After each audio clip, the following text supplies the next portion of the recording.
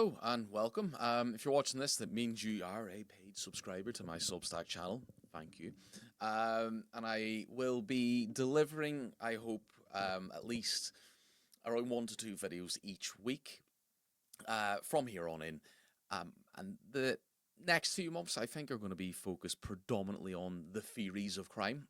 So we are beginning we're going right back to the beginning, really. A good place to start with classical criminology, or what we otherwise might call classism. And this video today, which I'm planning to release, I'm obviously not recording this on the day. I'm recording this the day before. So I've released an article this morning, Monday the 7th of July. This year's flying by. Concerned with the origins of classical criminology, and this recording now today is to bring a bit of visualization, a bit more detail to that theory's emergence and where it has evolved since, or how it has evolved since. So there is a bit of an academic approach to this. It is very lecturesque, shall we say. And there is another scheduled, or there will be another scheduled recording for, I plan to release this on Tuesday the 8th and on Thursday the 10th. Thursday the 10th, I'm sure I've got my dates right. Will be recording number 2. So if you're watching this in advance, just know that there's other recordings. Likelihood is my Substack at the minute hasn't got very many paid subscribers. You're probably watching this after having subscribed, where there hopefully is a bit more of a fulfilled inventory, and you're kind of backpedaling. So you are going right back to the start and you're working your way forward. Good for you. Right. So let's just get to it, because I think we are in for a bit of a length on the recording. So I am recording this via StreamYard. Let me just put up a little, there we go. Classism, introducing the notion of free will. And we will also then add in our slides for today. But let me change the view. I want to get me in there as well, because I am a narcissist.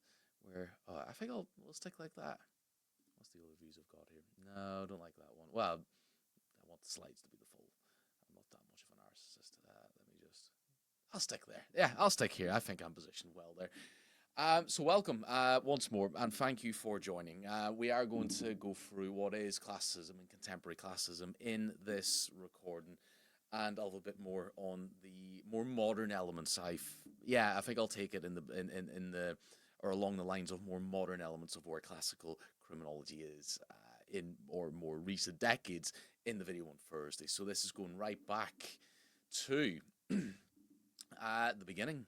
We're going back a bit in history, back to the Enlightenment era, and we're going to steadily make our way forward. The theories that I have planned for my Substack going forward are very much in a bit of a chronology, so they're going to go forward in that timeline starting from here, and we're only going to get more modern with the theories as we go along. I'm going to stick with theories. I might chuck in some other stuff here and there, but I think I'm going to stick with theories up until, we're again on the 7th of July. As I record this, it's going to be released to you on the 8th, and whenever you obviously get around to watching it, I don't know. But either way, I'm going to stick with theories, I think, on a weekly basis up until probably the end of September, start of October. So that'll give us a good, for those of you that will be hopefully trying to either play catch up as new subscribers or subscribing right from the start, it's going to give plenty of theoretical content to get you more comfortable with criminological, theoretical understandings of criminality, because the reason why we've got multiple, never-ending theories of crime is because there's not one theory that fits all, and we need to stress the theory. These are notions or beliefs as to what can contribute to all manner of elements of criminality, but there's no one size fits all. There's no one theory fits all. And some theories can be quite good at helping us understand certain crimes in certain contexts with certain populations, maybe. But those same theories may not apply well with other variables of the same sort of ilk, shall we say. So then we need a whole new theory and we need a whole new line of research. And that's what we're going to see over the next few weeks. And we start with classical because it is a break from what was before. And there wasn't very much before in terms of, well, anything outside of religion, really, shall we say? Yeah, philosophy was philosophers were contributory to criminological thinking before classicism, and we're going to get to this as we go along in this recording, and indeed in the recording on Thursday, and we'll revisit this as well in weeks to come. But even those philosophers were quite religiously sort of saturated, shall we say, and it wasn't until this period that we saw a bit more of a kind of cleaner break, shall we say, from religious thought. And forgive me as I suck on a coffee as well. It is needed. So look, pre-classical society, I suppose we need to paint that, give a bit of context as to the environment in which classical criminology emerged. So in order to convey the history of criminology and its emergence in Europe, we first need to begin with some context leading up to the classical era. So this will provide, I believe, and I hope, in fact, I know, a better understanding of how and why the classical school emerged. So writing, and I should say this as well, and I will try and remember to reiterate this in videos going forward, that again, I do take an academic approach to this. I want to provide a sound basis for you, so that you know that what I'm saying is supported. There, and feel free. There will be avenues for you to do so in comment sections and what have you on this Substack channel. And indeed, maybe this might make a cutaway for a reel as well. Comment sections. Basically, I want to hear from you. So there might well be alternative views, there might well be alternative positions and what have you to the things that I talk about. That's absolutely fine. I'm not oblivious to them, or sometimes maybe I am. But I want to hear them because, well, these sort of views and videos and what have you that I put together, well, they're not all inclusive, they're not exhaustive. And there will be very likely contested views, contested sort of theories and what have you. And I'm aware, I'm happy for those to be contested. So do let me know if you're watching this and you think, hang on a minute, there's a bit more to this, or there's maybe something else that happened that might be contributory or whatever. Well, that's the environment, that's the kind of community that I would like to build, especially on Substack, but also across all of my social media. So do get involved and let me know. So look, on that note of trying to bring about a good, solid, credible understanding, I will relate to, I will refer to, maybe not purely academic texts all the time, but certainly a lot of the time. And here in 2000, the first of many that I will refer to as the Substack, as my social media channels grow, writing in the year 2002, Garland. According to Garland, criminology officially emerged, according to Garland, about 130, 140 years ago. Of course, we're going back some 20 odd years ago, so we might well say about 150 odd years ago now. And around this time, about 150 odd years ago, criminology then became an independent discipline in and of itself. But again, these timelines can and should be contested. When it comes to the emergence of a whole field of study, it can be quite vague. The one thing we can say for sure, though, is that criminological thinking and theorizing definitely began much earlier than maybe what we might recognize as an official field of criminology. Certainly why people committed crime and what have you, that began much, much, much earlier. During the period between the collapse of the Roman Empire, for example, around 400 AD, and the end of the 13th century, Europe experienced a great deal of violence, lawlessness, and brutality.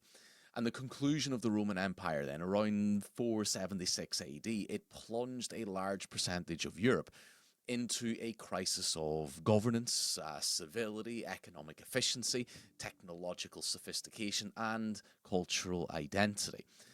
And despite the challenges of what was to come then, the Dark Ages which followed, Europe slowly began working towards a renewed sense of civility and community, society. This notion that communities of congregated people acting together could be more prosperous for overall development and safety became the basis of this term that we hear sometimes in media or political speak, or maybe if you are in academia already, that it became the basis for what we might otherwise term as being the social contract or social contract theory. So in France and Britain, these two nations led the way in this kind of re-emergence from the Roman Empire era. So when we talk about societies coming together, living in a more sort of peaceful coexistence for the mutual benefit of everybody. When we pull together all of our intellect or skills, resources, what have you, well, the social contract would say then that, through that, there should be a benefit for members of that society because we are giving up in certain ways or natural rights, or ability to basically do and say and what have you as we please. We are in a shared existence where we need to acknowledge that we just can't do everything that we please as individuals because, well, it might not be for the utilitarian benefit of everybody. So the social contract theory says, well, in as kind of compensation or the payoff for that curb on some rights, you're going to benefit. You're going to flourish. There's safety. There's prosperity. Not just for you, but for your family and what have you as well. So, in the post Roman era, France and Britain led the way in this respect. Then, through, or rather, though the pre-Enlightenment era, or the pre-1700s, shall we say. Individuals were not as highly valued, or individual rights, sorry, were not as highly valued as they were today. So although France and Britain, and anybody who is maybe more advanced in sociology will be maybe thinking of the works of Norbert Elias and the civilizing process, for example, particularly when we're referencing France. Despite France and Britain leading the way in becoming once more kind of civilized and progressive societies, pre-1700s, pre the Enlightenment era, individual rights were not as highly valued, nowhere close as what they are today. In fact, they were just, I don't want to say non-existent because that wouldn't be entirely accurate either. But yeah, we'll keep it maybe as broad as individual rights were not as highly valued as as they are today. We saw the divine right of kings, traditions, and these high social ranking systems and privileges assigned to, say, members of the church and aristocracies, noble people, lordships, all these types of things. They took precedence over and above everybody else, the peasantry, shall we say. Feudal systems were in place, which meant that wealthy landowners could essentially buy the loyalty of those who occupied their lands. And this often led to exploitation of peasants and those who were just of lower social standing. And these feudal systems, they rested on a combination of tradition and repressive justice systems. The core of these systems were often monarchs, kings and queens, for example, who were believed to have derived their power, their position, their superiority in society direct from God, and were able to rule then as a result of that with absolute authority. However, the Enlightenment, or the age of the Enlightenment, brought about the first formal theorizing about crime and punishment in what we might now refer to as classical criminology, in a more, in a break from more religious sentiments, seeking more rational ways to deliver justice and just talk about the crime problem. As Europe then emerged from the Middle and the Dark Ages and evolved into a more structured, civilized, and intellectual realm of societies, theoretical and philosophical thinkers began to question these more kind of religious and traditional ways of doing everything. And they sought for improvements. So the Enlightenment and the French Revolution, they marked clear shifts away from the old feudalistic systems that were rife with exploitation and the favoring of elites in society towards a more, yeah, it was the emergence of capitalism, I suppose, at this time, and more industrial systems as well. So it was a shift in, economics and society, cultures, and what have you as well. Not just within philosophy and the criminal justice system, but these things started coming in tandem alongside the Enlightenment period. So these changes occurring during the 1700s were highly significant for criminological researchers today, because during the evolution of or from rather the Middle Ages to what we might maybe term as early modernity, a series of interconnecting relationships led to a steady reduction of violence across Western Europe. Now, that's a contested claim, I know, because, well, record keeping of violent behavior and what have you, for a whole bunch of reasons that I'm probably going to get into at various points. Yeah, it's contested. It can either be vague or deemed unreliable. I know that, but we'll run with it for now. Fight me. So look, the civilization process, shall we say, of English society relied heavily on the increasing control of monarchies and then democratic governments, which came thereafter, who were able to monopolize violence. What I mean here is that instead of violence being used to settle disputes between, say, aggrieved civilian parties, in what was a more lawless and sort of vigilante manner, any form of violence hereon or punishment was only to be carried out legally by state officials. So, in the sort of pre 1700s, in the sort of dark Middle Ages, and indeed before, violence had a place in society. There may have been blood feuds, for example, to settle grievances between clans and families, because there was no centralized system. There was no criminal justice system, not one that we would really say was centralized or formalized or really that far-reaching or consistent in the prescription of punishment or the investigations and all the rest of it. Basically, it was nothing like it is today.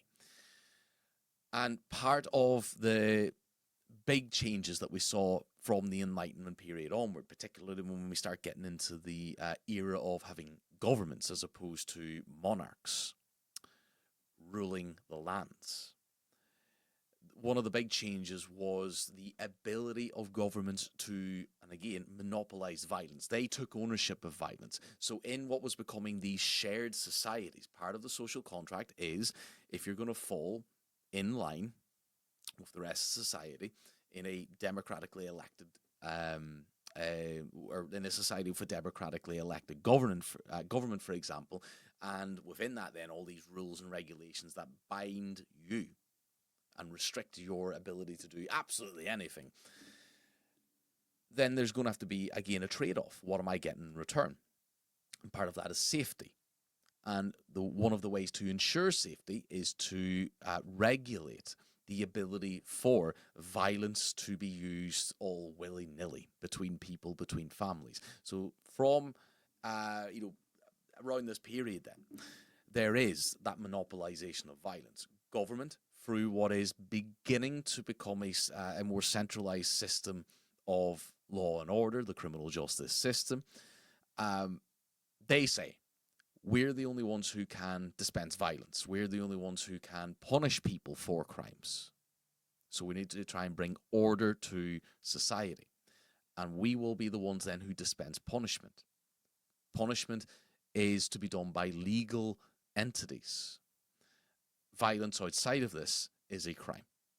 So they take ownership of violence. So the concentration or monopolization of legal power by ruling bodies to administer justifiable punishment facilitated it had knock-on effects, positive knock-on effects. It improved the ability for society as a whole to better trade, commerce.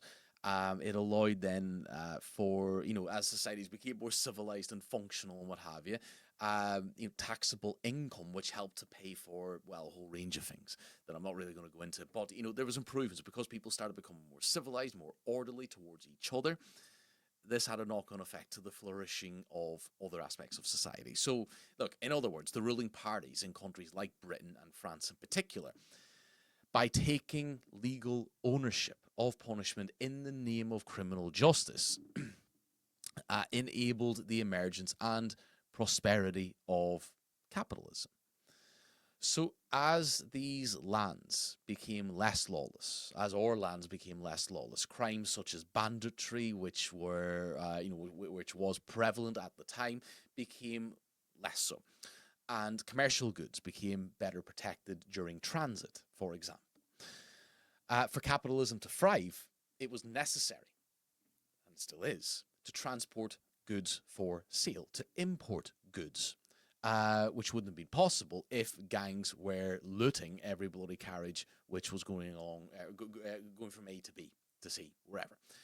So as the power of the monarchy declined and the government's monopoly of violence, or rather alongside the rise of governments then, violence also brought about the need and expectation for the state to provide safety for its citizens and to administer fair and what was becoming recognized through the likes of classical thinkers that we're going to get to, proportionate justice as well, fair and proportionate justice. So these considerations form some of the fundamental principles of that social contract, as I've just pointed out a little while ago. So there's a lot going on, and again, this is an introduction. There is more to be said for positive developments during this time, great changes that were occurring. We're skirting over. For anybody who is, sorry, I am just adjusting my screens here. There we go, just a wee bit better there. For those of you who are that little bit more attuned to the history, the sociology of this era, even the criminology of this era, you know that there is a lot more to be discussed. This is video one. So look, as we go along, there will be more things. We will be revisiting certain time periods to add to complement with further detail. But for those of you who are being introduced to this content for the first time, this overview is going to be very useful for you. So before the advent, as we continue, before the advent of classical criminology, there were no real defined mechanisms for dealing with criminal or dispensing criminal justice. I mean, not by today's standards, it is relative. I'm speaking relatively. So the penalties for criminal offences were cruel and harsh. And in I can't remember which, forgive me, but there's one of my two articles this week, I think it's the second one that's going to come out on Thursday, gives a bit of a lengthy quotation from Foucault in 1977. And it illustrates that kind of barbarity of punishment and how it was administered. So, like, in the pre-classical era of criminology, there were no formal procedural rules in courtrooms, and the use of legal representation wasn't yet established. Interrogations and confessions were often obtained through the use of torture, which was commonplace. Basically, in summary, the justice system in the pre-classical era lacked the due process that we've come to expect today, and the application of sentences and punishments were inconsistent, and they were quite arbitrary. So the punishments were also severe and dependent on factors such as things like social class, local customs, and the number of previous offences committed. It was widely believed that crime was caused by evil, and in some cases, the devil himself, or other sort of variations of demonic entities. And these kind of religious sentiments were then believed to be highly influential in the way that people behave, not just in crime, but in all walks of life. So when it came to crime, so let's say the most severe crimes, murder and what have you, these were rationaled as being, this person has been led down a path of evil and has sort of taken influence from the devil, maybe even possessed. Things like that, things to explain what we would otherwise now see as being, well, no, not religious, actually rational free will choice, where we might say possessed by the devil, we might maybe more attribute to considerations of mental illness causing or being a factor in the causation of serious crime. We'll get to points like that in not maybe today, but certainly in videos in the future. However, there was a growing recognition during the 1700s that individuals, believe it or not, groundbreaking at the time, had responsibility for their own actions. But nevertheless, punishments remained quite cruel and quite harsh, to be quite harsh. Forgive me as well. There's a little bit, it's squashed in here, my slides at some points. Let me just go back one. How'd that look? I'm not really looking at my slides too much. They look fine. Some of these, I don't know how they're going to translate onto StreamYard. Hopefully it seems legible there, but that second one and the bottom just cuts out a little bit. My apologies. I will try and look at that in recordings going forward to see if I can mitigate any cut-offs and what have you. I'm going to try and figure out a way as well of trying to share some of these materials with you. Either way, I hope it's not off-putting too much. Should be fine, hopefully. Anyway, back to point. We saw then the emergence of classes. So systems of punishment for much of the 17th and the 18th centuries and before, as I mentioned, they were bloody and they were cruel, as they rested on ideas of revenge or retribution, or to put it quite maybe another way, they were taking from the philosophy the religious sentiment of an eye for an eye style of punishment for those found guilty of crimes, otherwise known as maybe lex talionis for anybody who is more religiously minded. That eye for an eye, tooth for a tooth form of retribution. So by this, I mean the punishments to crime were used as an end in itself, meaning that the punishments served no purpose other than inflicting suffering and vengeance upon the criminal for the behaviors that they had committed. For example, thinking towards crime during these times was largely that if one committed murder, then one should expect to be executed. And this then would consider the matter closed, as both parties, the murdered society, how should I put this? The murdered and society, so we'll extend it maybe to three parties. The murdered, society, and the murderer were all now even. Because for those of you who are watching this and are perhaps more philosophically minded, you may well be thinking of Immanuel Kant. And Kantianism would say that a crime committed, let's say, again, keep it with murder, isn't just about the victim, it is about society. And the dispensation of punishment against the murderer isn't just for the compensation of the murdered person, it is for the compensation of rules broken against the rest of society. A notion, Kantianism, that I will absolutely explore in my later content. But either way, here we'll extend it to three parties: the murdered, society, and the murderer. So the administration of death penalty here is to bring equilibrium to all three parties involved. In England, however, during the 17th and 18th centuries, as capitalist mechanisms began to form under democratic governments, crimes that could lead to harsh punishments, they exploded. So the number of crimes that could give you a harsh punishment, corporal and or capital, they ballooned. And here, I would implore you all to research further at this particular time into the development of the bloody codes in English law, and note the vast array of crimes that carried a sentence of death, especially laws protecting capitalist gains. So as elites began to profit from capitalist ventures, many additional crimes protecting businesses and properties were added to English law. So basically, we saw in and around the 1700s the ushering in of bloody codes, which started at around 50 different types of crimes that could give or would warrant or would justify you getting the death penalty. And as capitalism as well began to flourish, there was this recognition that, rich people were getting rich, and they attributed the health of the rest of society to the health of the growth of capitalism. So to protect monetary gain, they needed then to be harsh with crimes that would otherwise impede capitalist growth or monetary gain. So through the bloody codes then, that was an avenue. So where the bloody codes were introduced with about 50 crimes that could get you the death penalty, they ballooned to over 200. And the vast majority of those crimes were for crimes against capitalism.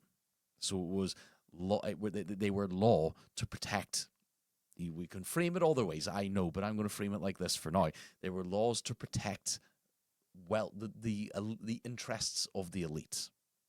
So the death penalty and, say, banishment by transportation to an isolated land were often the most severe forms of punishment handed out by the English state.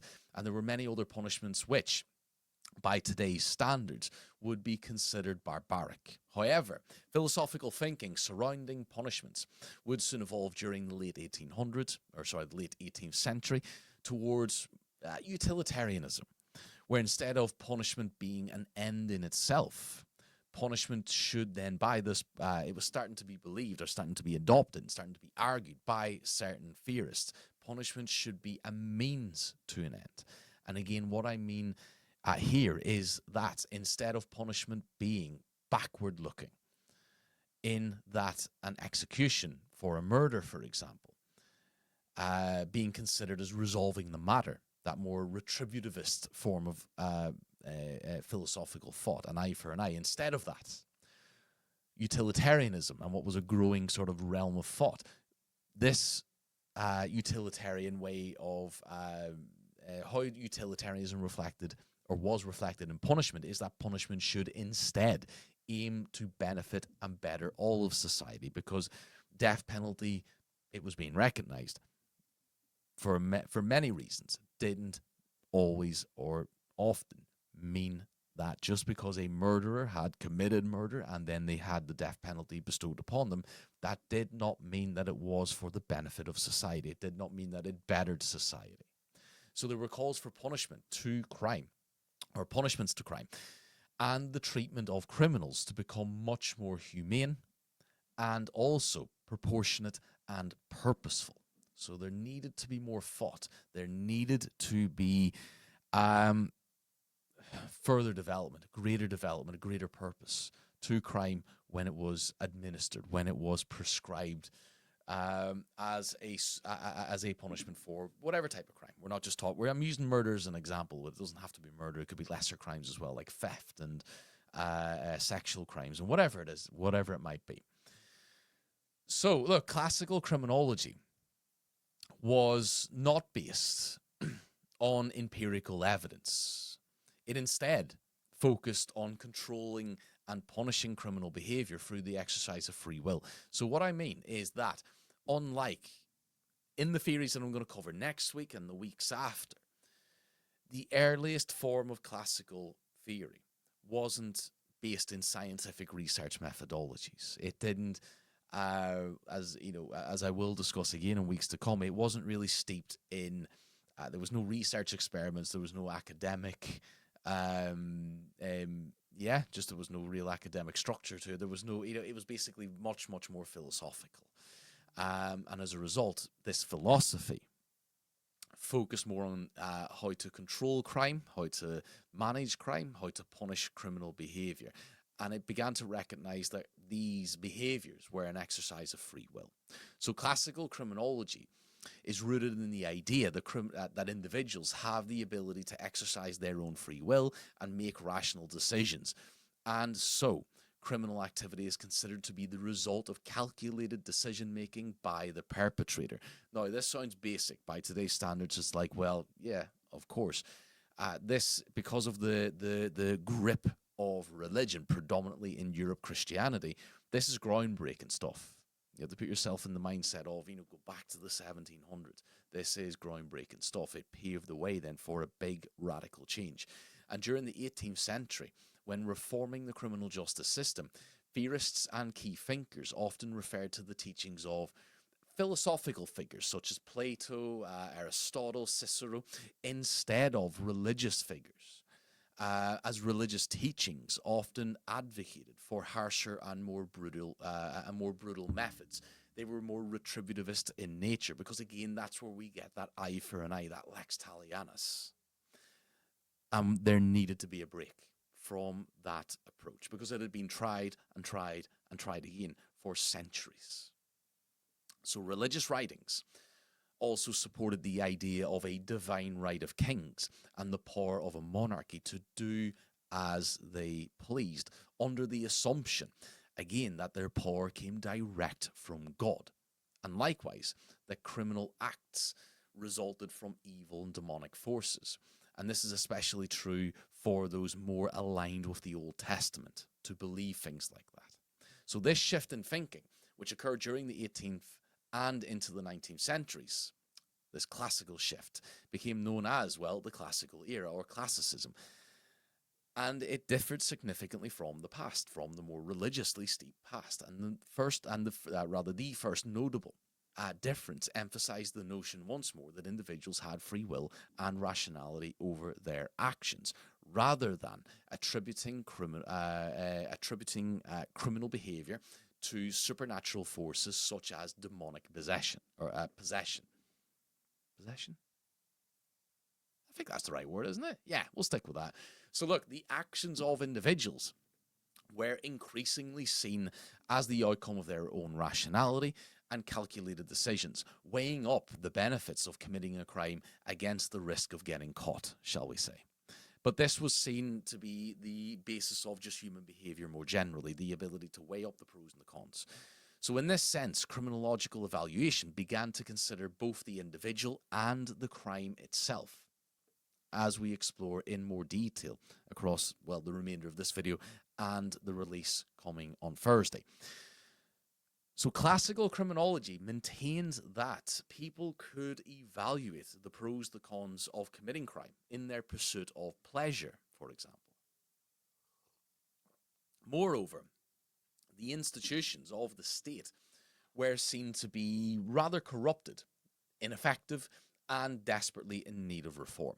So a fair and more just legal system was deemed necessary, not only for the purpose of punishment, but also for legitimacy and effectiveness. Because look, again, in this formation, in this shift away from monarchs and into government, governments needed to absolutely illustrate that they were legitimate, that they had control, that they were for the people, that they were a positive force. And the legal system, the justice system, was a way forward to do that because it gave legitimacy through the ability to create law, to enforce law, and to punish wrongful behavior, and to satisfy the social contract in order to bring prosperity, to bring safety to its citizenry. So this was the argument of these theorists, these early classical theorists at this time. A big overhaul was needed to the criminal justice system. So it needed to be fair. It needed to be shown to be just. And it needed then to be legitimate and effective in what it was meant to do. So additionally, the state and the justice system needed to be open to criticism and accountability. So it was important then to establish a legal system that was fair and just for all citizens. It needed to reduce its inconsistencies, its arbitrariness in criminal trials, in sentencing across the board, and improving then its overall quality of due process and its ability to provide due process. Punishments should be appropriate for the crime that's been committed, and more attention should be given to the necessity and proportionality of punishment in line with utilitarian thinking. So again, punishment needed to have a greater benefit for society. It needed to bring about reform of the individual, because there was this crazy notion that if we can bring about true and proper rehabilitation, that we create fewer victims going forward. So it was believed that a variety of crime management approaches would also deter criminal behavior, as thinkers like Caesar Beccaria believed that harsh punishment alone was not sufficient. So here we start to see inklings, through this utilitarian line of thought, inklings of what will become rehabilitation, because it opened the door to that. It opened the door to rehabilitation as a legitimate form of offender management. So alongside Jeremy Bentham, Caesar Beccaria was one of the two key Enlightenment thinkers of the 18th century who advocated for more humane criminal justice system, or a more humane criminal justice system that limited the use of barbaric corporal and capital punishments. Sorry, just to reiterate, Caesar Beccaria first, Jeremy Bentham second. They're the two theorists that I'm going to lean into. There was plenty of other Enlightenment philosophical thinkers, but they're the two that I'm going to lean into this week. And again, stick with me long enough. And as I produce more, we're going to be revisiting this particular era and talking about other philosophical thinkers and what they had to say. I've already mentioned one, Immanuel Kant, as an example, who had a different perspective to the likes of Caesar Beccaria, but nevertheless, very much a big contributor to this particular era. But I'm going to focus this week on Caesar Beccaria and Jeremy Bentham. And again, bring your contributions. Just to remind you, bring your contributions to comment sections or wherever you might be seeing this. Might well be Instagram or elsewhere. Comment section. It's there for a purpose. But anyway, look, I'm going to focus on Beccaria for a little bit. So Beccaria's most famous work, An Essay on Crime and Punishment, was published in 1764 and had a significant impact on Western Europe, particularly during the French Revolution, or rather in or with the French Revolution's declaration of the rights of man. It was also highly influential in the United States when they were drafting the American Declaration of Independence, as they sought independence from the British and other European settlers. So the bloody codes that I mentioned earlier were brought to America by the English when the English established settlements there. So you could say that the Americans' current use, or at least, give or take 50-50 in terms of the whole country and the amount of states that they have. It's a bit, again, 50-50. I will cover death penalty in detail later, again, in content on this channel. But you could say that the British settlements that went over to what was to become America, well, they transported their laws, their customs with them. And that included things like the bloody codes and that harsh form of corporal and capital punishment. So you could say that the Americans' current use of death penalty is a British and maybe European invention through the transportation and implementation of European customs of the time. So anyway, Beccaria's book, published around this time, the Enlightenment era,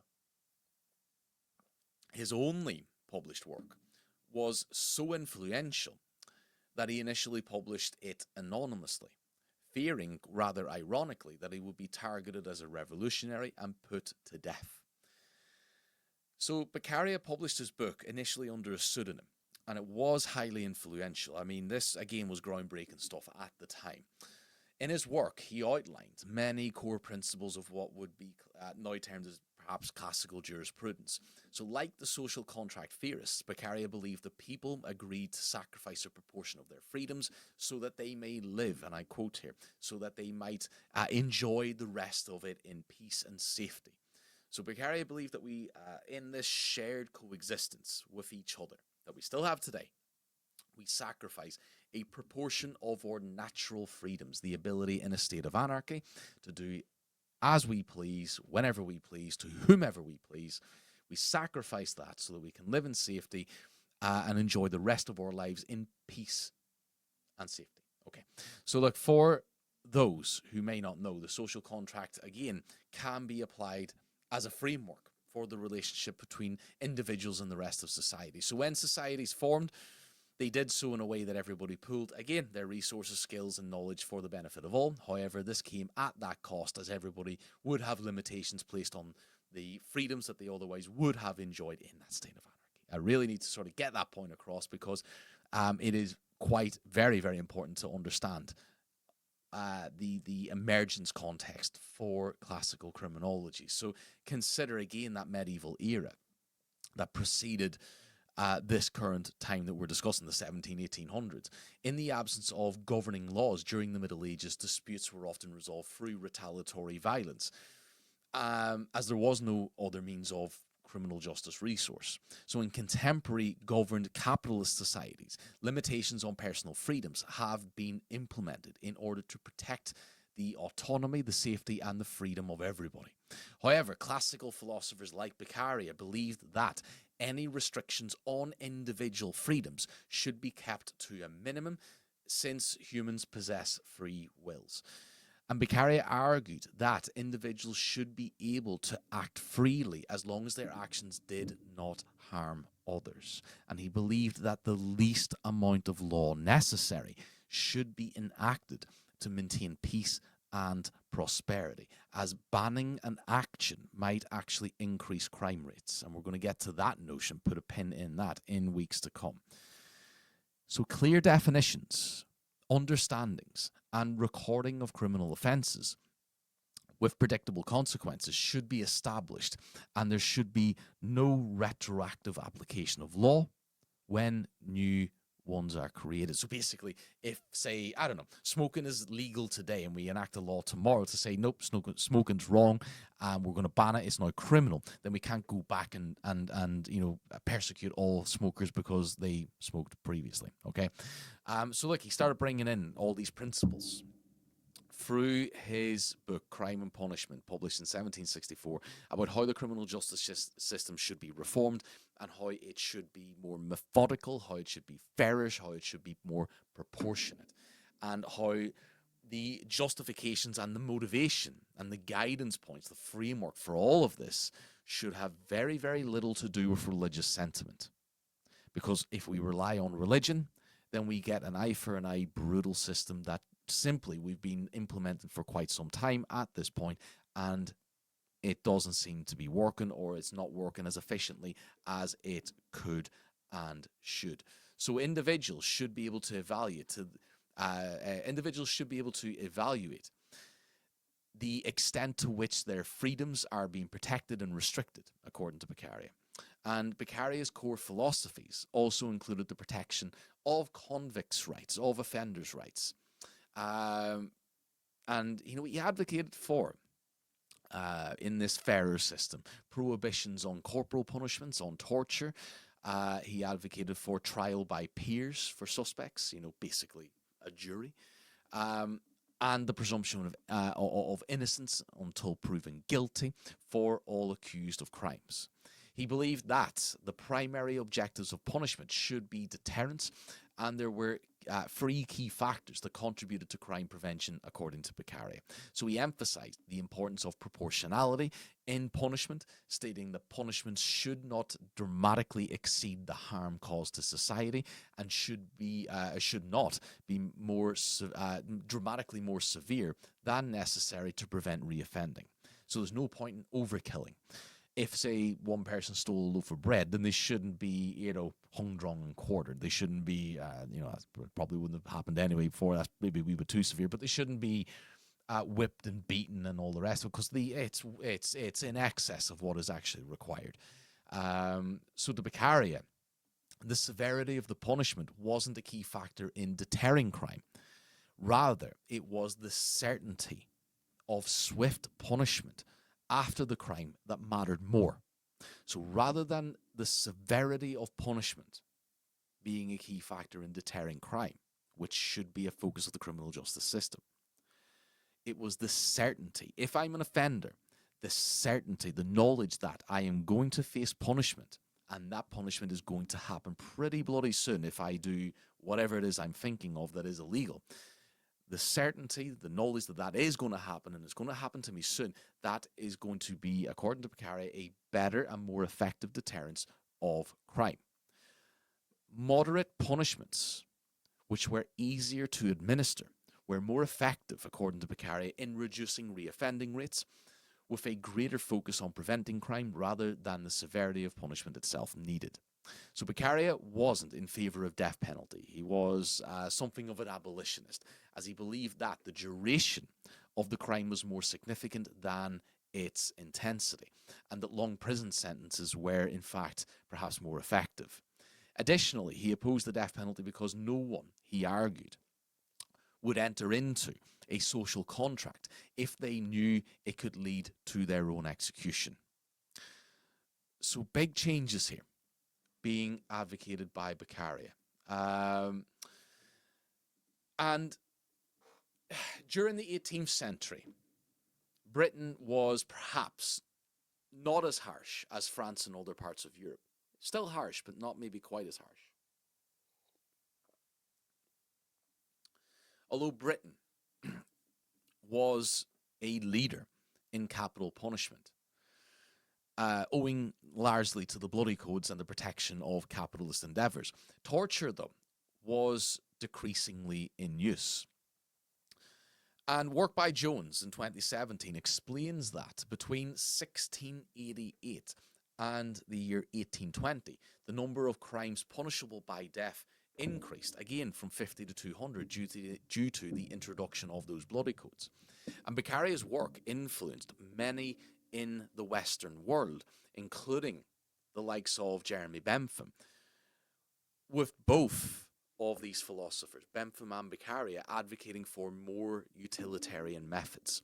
So utilitarianism, again, just to reiterate, is the idea that people should perform actions that bring happiness to the greatest number for the greater good of society.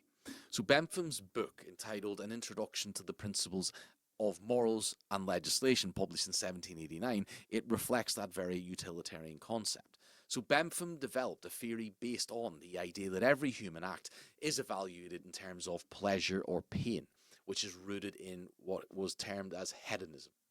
So Bentham held that to deter or prevent crime, it was then logical to ensure that the potential pain or negative outcome from punishment outweighed the pleasure gained or that would be gained from breaking the law.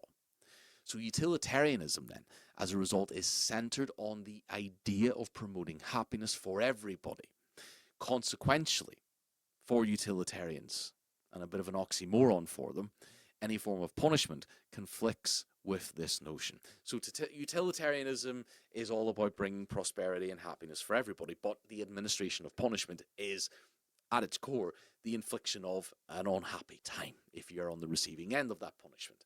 However, theorists, utilitarian theorists, such as Jeremy Bentham, argued that punishment then can be justified if it serves a purpose, and this purpose is deterrence. So for utilitarians, punishment has a benefit if it deters crime. And because of that, it is justifiable. It is palatable for utilitarians. Yeah, it brings someone happiness for those who are getting or who are on the receiving end of punishment, but it is for the betterment of the greatest sum. It is for the happiness of the safety of the greatest sum in a given society.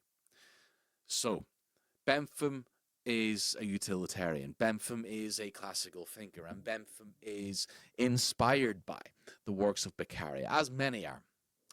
But Bentham is a philosophical thinker who tries to take what Beccaria introduced and further that notion on, this notion of more rationality and free-willed individuals making their own decisions, rightly or wrongly, criminally or in just any other walk of life. So being a utilitarian, Bentham dictated that this principle could be applied to punishment, as it could be justified on the basis of prevention or deterrence of criminality in the future, and should only impose a level of pain just in excess of the amount of pleasure derived from the crime. So again, measurement, proportionality, the same things Beccaria advocated for, echoed again by Bentham. In other words, if punishment prevents future crimes, it benefits that whole of society. So here again, we start to see what would become the implementation of rehabilitation. Punishment just in excess, enough to deter, enough to make offenders rethink their behaviours in the future. There go reducing crime rates, reducing reoffending, reducing recidivism. So punishment should not be imposed if it does not serve any purpose, because what the hell's the point? So when we talk about retributivist crimes, an eye for an eye and what have you, retributivist punishments to criminality, in a more sort of arbitrary, unstructured system, punishments were just handed out for the sake of vengeance. They didn't really serve any purpose, and again, they were just that, dispensed so that punishment could be served. And here then we stick with this notion that punishment should not be imposed if it does not serve a purpose. For example, Bentham believed that if hanging effigies was just as effective as hanging real people in preventing crime, it would be unnecessary to carry out any real execution. So if hanging dummies or scarecrows or what have you off town centres with a sign saying, I don't know, if you murder, this is what's going to happen to you. If you commit this crime, this is what's going to happen to you. If that had brought the knowledge to people that, well, if you do this, this is the consequence. If it put fear into them, whatever it is, if doing that had the result of reducing or deterring crime, then there's no point then in doing the real thing. So as shown on the table on the slide, there are significant differences, however, between the views of Beccaria and Bentham on and through utilitarianism. For example, Beccaria's idea of utility was limited by concerns for the individual's dignity, whereas Bentham was willing to sacrifice this for the greater good. Because Bentham believed that torture could be acceptable if it prevented greater harm, whereas Beccaria thought that torture would not result in, say, true or quality confessions. Beccaria accepted corporal punishment more generally, but not the death penalty, whereas Bentham supported death penalty for the likes of murderers. So there was a bit of, they shared a similar philosophy, but there were, again, differences. They're two different people, two different philosophers, and they're not going to be in tune with absolutely everything. Very few theorists are.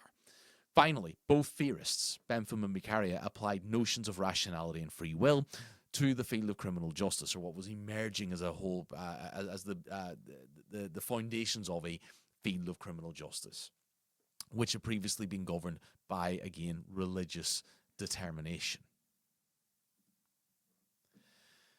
And without a doubt, you will encounter, Beccaria and Bentham.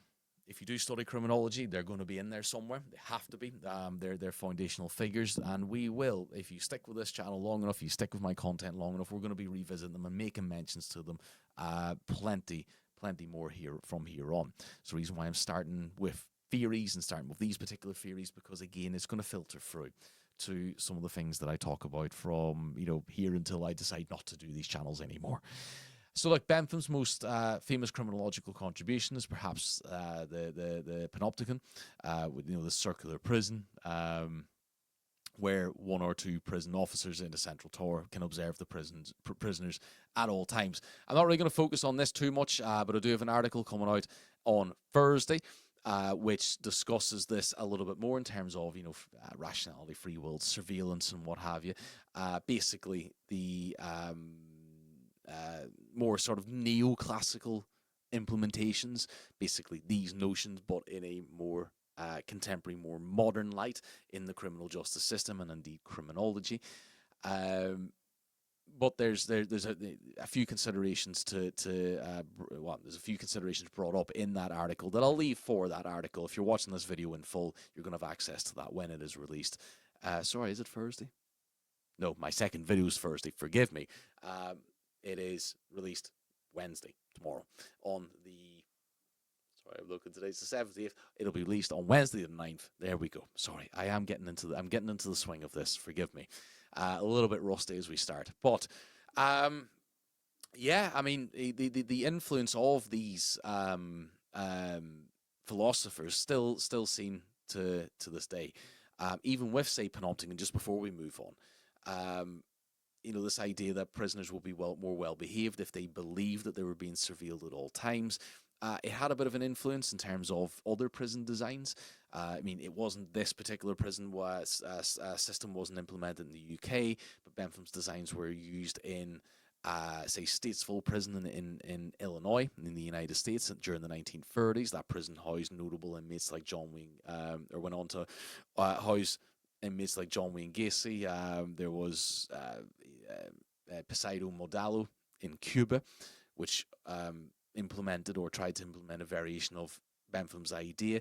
They've all sort of since closed. There was Alcatraz, which kind of was a more modern a more modern development of the prison system as well in the United States. Basically, what Bentham provided was one of the first maybe reevaluations of how a prison should or could be used, and advocated for this uh, extended use of the prison system as opposed to the more barbaric forms of punishment.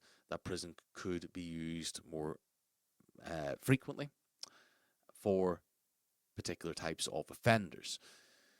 So, I would argue that the classical era demonstrated and I know some of these notions are, by today's standards, I've mentioned this before, quite basic, but we need to put ourselves into the mindset of the time.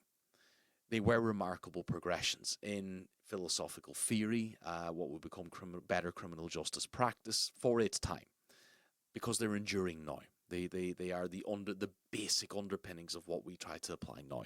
So whilst we have undoubtedly advanced significantly since then, it is important to recognise that the classical era represented a significant leap forward in the field of jurisprudence, and many other aspects of just society. So the ideas that individuals possess free will and weigh up the cost of their actions, again, not particularly groundbreaking by contemporary standards, but in the 18th century, they presented or represented a significant departure from the prevailing religious thinking. The classical period, played a pivotal role in ushering in the development of structured criminological procedures and research, moving away from that, again, religious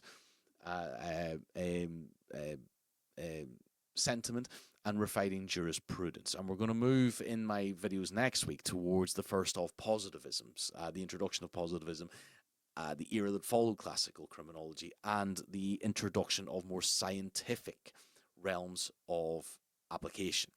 So the classical period, it played a pivotal role in ushering in that development of more criminological procedures and scientific research. Additionally, it helped to strike a balance between prisoners' rights and treatment, and advocate for proportionality in punishments, such as eventually moving away from corporal and capital punishment, instead towards the increased use of prisons and rehabilitation as being more humane methods and more humane alternatives. Moreover, the central role of deterrence in the classical approach, it emphasized the importance of making the public aware of the consequences of breaking the law through legal codification. So we are better informed because things are, written down, recorded, and disseminated as public knowledge. So people generally should know what is right and what is wrong that bit more clearly, reducing crime as a result, as people know what has been deemed by formally by society as being right and wrong. So classical theorists recommend outlining then specific punishments for each crime to promote consistency and better due process within the justice system. So at this time, the development of a structured police force further reinforced the notion of criminal behaviour, or that criminal behaviour would be met with social and legal consequences, thereby increasing the likelihood of a proper deterrence from crime. But there was weaknesses, of course. It's not all, or it wasn't all great. It was, I think, it outweighed by the strengths, but it wasn't all smooth sailing for classical theorists. Because as with virtually everything in the field of criminological theory, there are, of course, weaknesses inherent in classical criminology. So the most glaring of these is the fact that the concepts and notions espoused by the classical school are, by now, quite simplistic, particularly when it comes to the explanations of human nature and human behaviour. For example, the notion that everybody makes rational decisions can be contested, as not everybody will make rational decisions for a variety of reasons. So these early theorists believed that everybody has the capacity to make rational choice regardless. But some individuals will always, from birth, let's say, being capable of rationality due to, let's say, lifelong mental impairments, uh, whilst others may be temporarily incapable of making rational choices through, again, we might think of, mental infliction, mental illness infliction, maybe substance abuse, other forms of maybe social scenarios that might arise that sways people into behaving in what we would deem as being criminal ways. So look, the early theorists neglect this. They neglect that not everybody is going to be able to behave rationally and make maybe calculated and fair decisions. Regardless of the reasons, it's clear that the notion of rationality, it does not hold true for the entire population at all times. Nonetheless, I would argue that we should acknowledge that at the time, this line of thinking did help to advance the entire field of, just philosophical thought, academic thought. So although simplistic by today's standards, it was highly influential at the time, and it was needed. I think that this more simplistic approach was needed because it was simplistic enough, yet groundbreaking enough to plant that kernel of knowledge that would lead us to a very different way of thinking. That was real. It was needed. So classical criminology did well in its efforts to bring consistency to the criminal justice system, but this consistency came at the expense of being able to evaluate cases and individuals based on maybe their more unique merits. So as more emphasis shifted towards what the sort of the emerging new laws were stating within them, the unjust and unbalanced social class system uh, brought about, there was still so great social inequalities, such as based on, wealth, income, race, gender.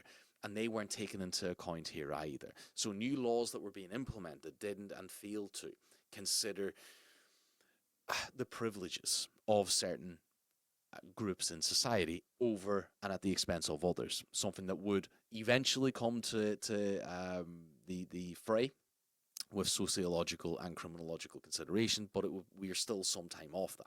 So while people now began to, maybe by this point, began to recognize that there was codified, arguably more proportional punishment for, say, stealing a loaf of bread to feed a starving family, the fact that the individual stole the bread to feed their family was not taken into account during sentencing. So there were, these external factors, these criminogenic factors, were not really considered, but there was more proportionality put to the fact that someone stole a loaf of bread and the sentence that they then would receive. So there's the benefit, but the weakness was a limitation to consider wider criminogenic variables that led to that theft to begin with. So these early considerations would eventually enter into classical thinking during a more evolved neoclassical stage. So these limitations, these variables, these criminogenic factors, the simplicity of the idea, the limitations on rational choice, they would eventually come into the thinking of classical criminology. Because theories at times are kind of like fashion trends. What was a very fashionable theory at the time, it would be replaced eventually by positivism or more positivistic notions. Classical then makes a bit of a re-emergence. Some generations later, we're getting more into the 1900s, shall we say. And sorry, I was a little bit distracted there. The Y is taking a new line. It shouldn't. It's a little bit messy. I apologize, but certainly you can read that it is contemporary classicism. So we're moving into a more modern era with our classical theory. To give a little bit of an overview, and I'll explore more on this in my second video later in the week, and certainly my articles this week bring more focus onto the modern application of neoclassical classicism as well, but this will hopefully provide a bit of an overview, and you can, again, further your knowledge by looking more into them in your own time if you do have access to some of these sources. I'm going to try and be able to I'm still figuring Substack out, so I'm going to try and find a way to for paid members, for founder members, to be able to access resources and what have you as well. So bear with me. By the time you end up watching this, I'll probably have it created anyway, hopefully.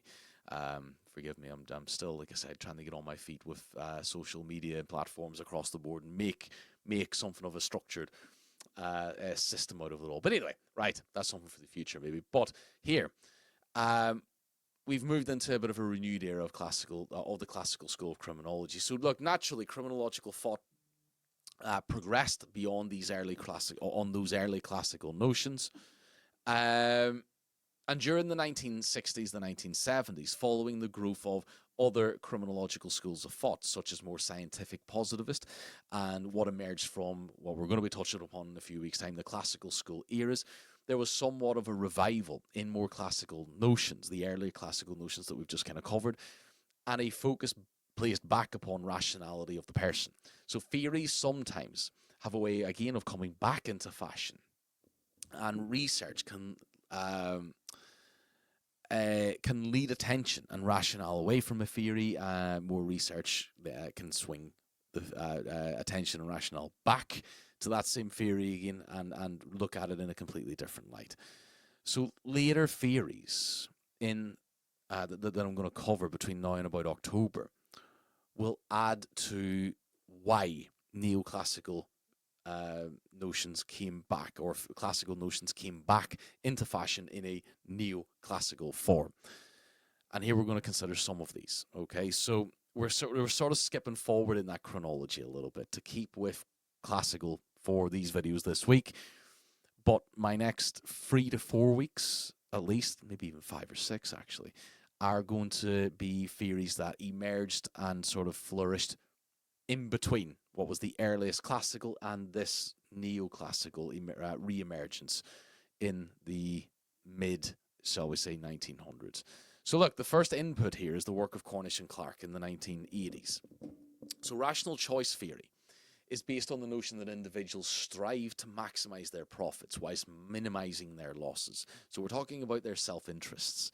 So this theory addresses the challenging question of criminal motivation by proposing a calculation of cost and benefits. So it's drawing inspiration from those earlier theorists, like Bentham in particular, perhaps. So rational choice theory argues that we all have the potential and the motivation to commit crime if the benefits outweigh the costs and the circumstances are favorable to the offender or the potential offender. So it also assumes that we know and understand what is right and what is wrong, and we know respective law, and we know society's rules. In essence, criminals and non-criminals are essentially the same, and it's the opportunities to commit crime in our environments, and after we've weighed up our environments and the potential of, let's say, being able to get away with it, basically we weigh up all the key considerations.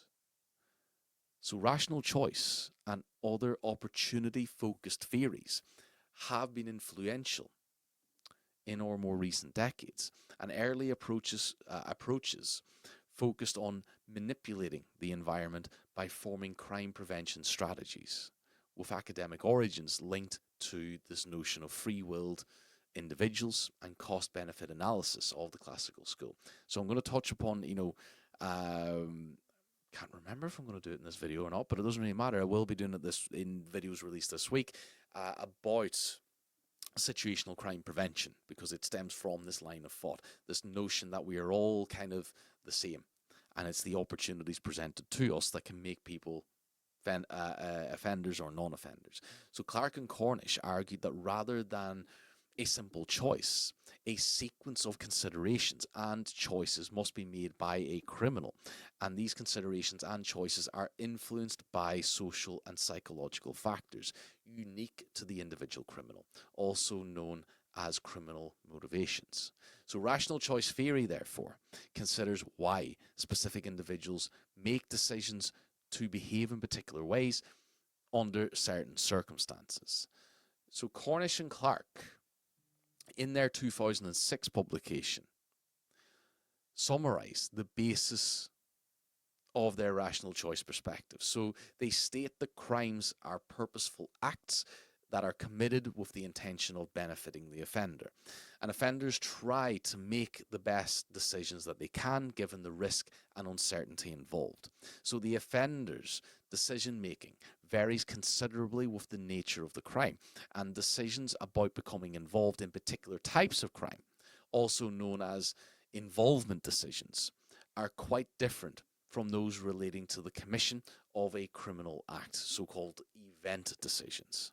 So involvement decisions comprise of three stages that I'm not going to go into mad detail here, but I'm just going to state that they're, when it comes to involvement decisions, there's initiation, there's habituation, and there's desistance. And these can be separately studied because they are influenced by different sets of variables. There's a lot more detail to it. I'm not going to go into it. It can get a little wee bit tedious, to be fair. But anyway, event decisions, also proposed by these theorists, involve a sequence of choices made at each stage of the criminal act. For example, the preparation, the target selection, the commission, how to commission the act, how to escape, and what to do in the aftermath. So rational choice theory tries to really advance in a much more scientific and structured, methodical, academic way the very early simplistic notions of the likes of Beccaria and particularly Bentham. But rational choice has faced criticism, this theoretical line of thought, for, again, oversimplifying human behavior, as real-world decision-making often involves emotions, incomplete information, and cognitive biases, things that are, at times hard to measure, perhaps. So critics argue that it also fails to account for altruism, social influences, and irrational behavior that can also drive a person's decisions. Despite its limitations, though, rational choice theory, it does remain a widely used tool for analysing decision making and in various fields, particularly where strategic thinking and cost benefit analysis plays significant roles. And again, I'll touch upon that I'll further these points at a bit of a later time. It's more of a put a pin in them for now. But we also have, as opposed to Cornish rational choice, we also have bounded rationality. So based on the research proposed by Cornish and Clark, the concept of bounded rationality was developed from the perspective of rational choice. So from this viewpoint, crime is generally perceived as purposeful rather than senseless, even in instances that might seem irrational on the surface. So this includes situations stemming from clinical delusions or pathological compulsions, as there is still some degree of rationality involved, albeit maybe limited. So according to Cornish and Clark, human behaviour is rational, but bounded by the constraints of our understanding of potential outcomes and consequences. Bounded rationality refers to the ways in which human decision-making deviates from perfect rationality due to limitations in our cognitive capacity, the information available to us, and time constraints. So instead of making the best or optimal choices, we often settle for the satisfactory ones, the ones that we can. We know we have maybe limited information, but we know that we work with the information that we actually do have. Therefore, Cornish and Clark argue that criminal decision making is rational, albeit limited by the offender's circumstances, including time, resources, and information availability. So within this framework, it is assumed that all offenders engage in deliberate thought before committing a crime, even if so momentarily. So offenders consider their immediate assumptions and the potential benefits of crime rather than engaging in long-term planning. So Cornish and Clark propose that the conditions under which decisions about offending are made can be summarized as offenders considering the necessary factors of risk, efforts, and the rewards of their crime. The criminal choices usually have to be made quickly and revised hastily. Instead of planning or considering their crimes in smaller details and more precise details, criminals might rely on a general approach that has worked for them before, improvising as they are met with maybe unforeseen circumstances. And once criminals embark on a crime, they tend to focus on the rewards of the crime rather than the risks. And when considering risks, they focus on immediate possibilities of being caught rather than on the punishment that they might receive or the long-term ramifications to them. So again, there is quite if we wanted to, we could delve into this in much more detail, and in some ways, I will in future content that's going to be released. I'll keep sort of reiterating some points like that, but just to make us aware that there is much, much more to these theories than perhaps what I'm going to cover. I just don't want to be talking for 3 to 4 hours in a single recording. This is also already an hour and 20, which I think's given good detail. You can always break this up and come back to it, stop, start, that kind of thing. But I don't want to be talking all bloody day. You're not going to listen to it all.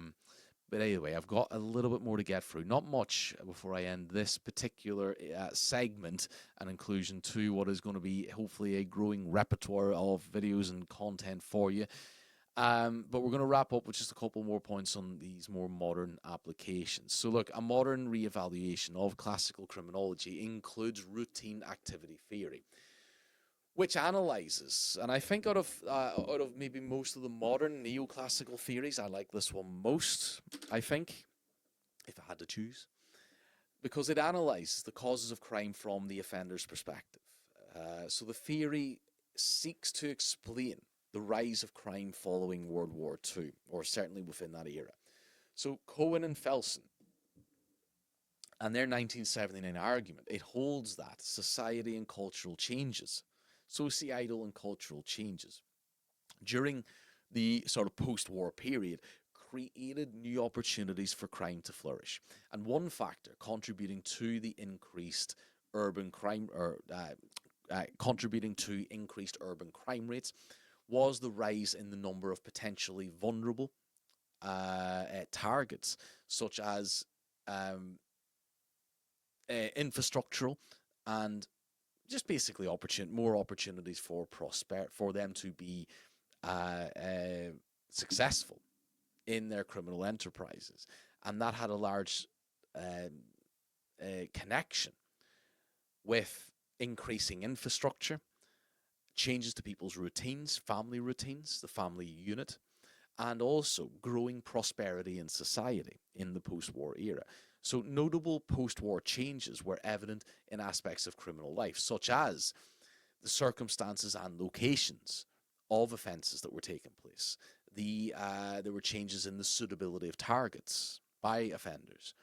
There was notable changes in family activities. And there was differences to the trends in just general human activity. So this is accompanied by a notable scarcity as well of, at this particular time, security measures and personnel to safeguard particular areas, individuals, or assets. However, this created opportunities then for potential offenders to exploit situations.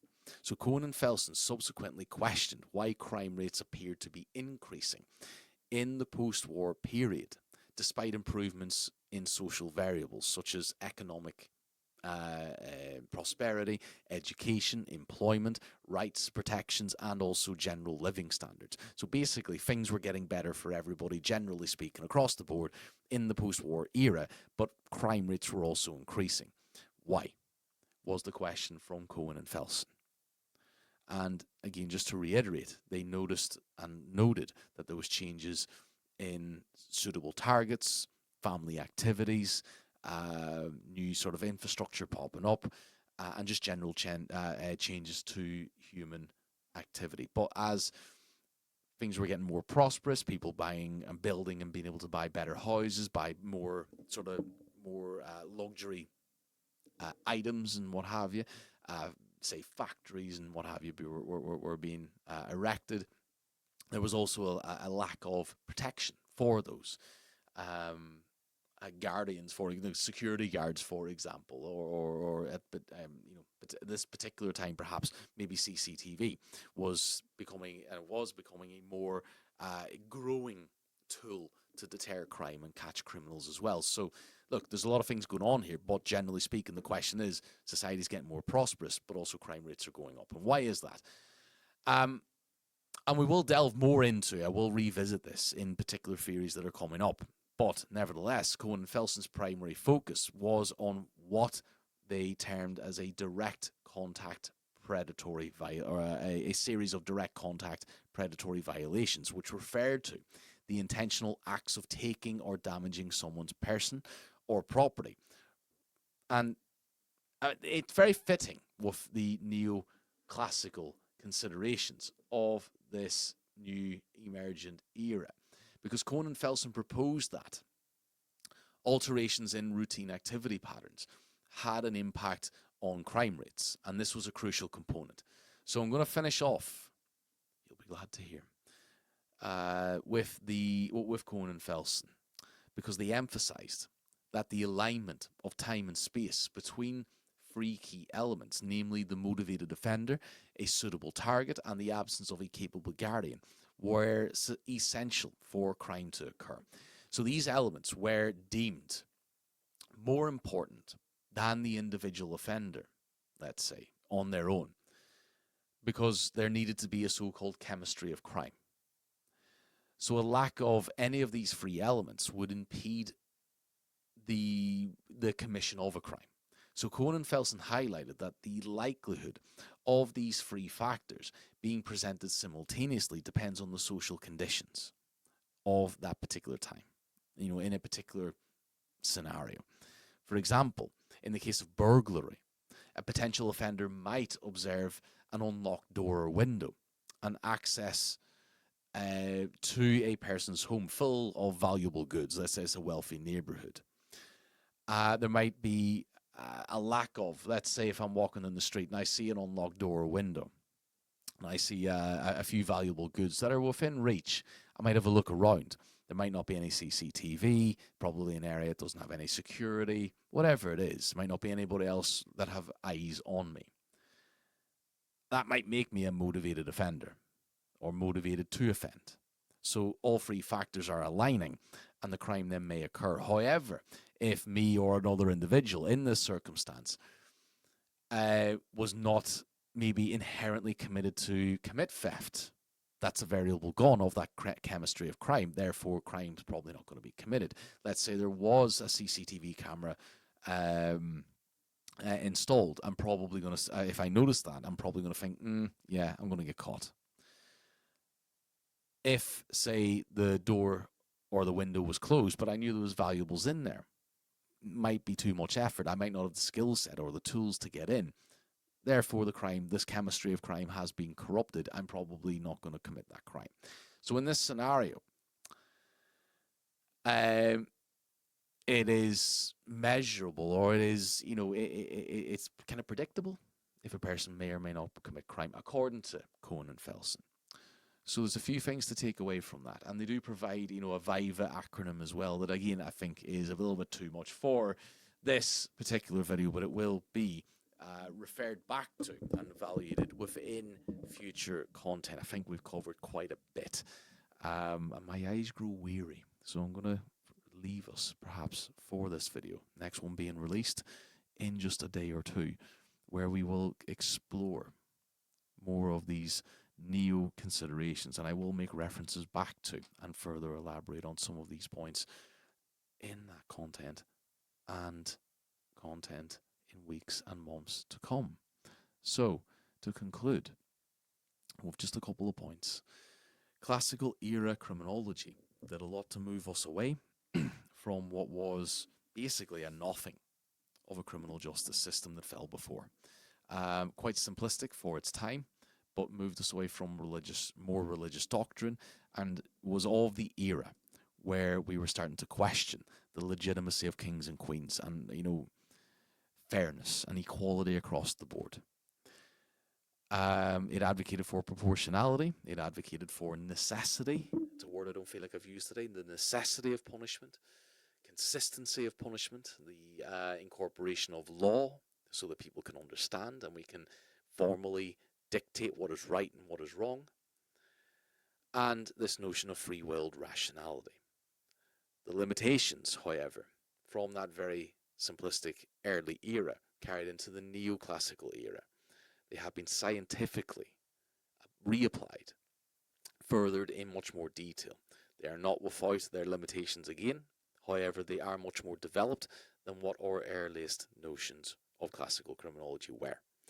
And those are where we will pick up on in my next article, in my next video to this channel. Again, I'm going to try and, from right now, I haven't, but I will find a way of being able to disseminate some of these